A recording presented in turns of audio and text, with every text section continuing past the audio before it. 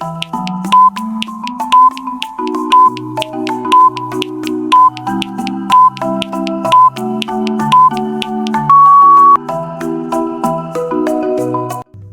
friends, we are back with another interesting IQ puzzle that will really make you think. Focus carefully and don't forget to wait until the end of the video to check if your answer was correct.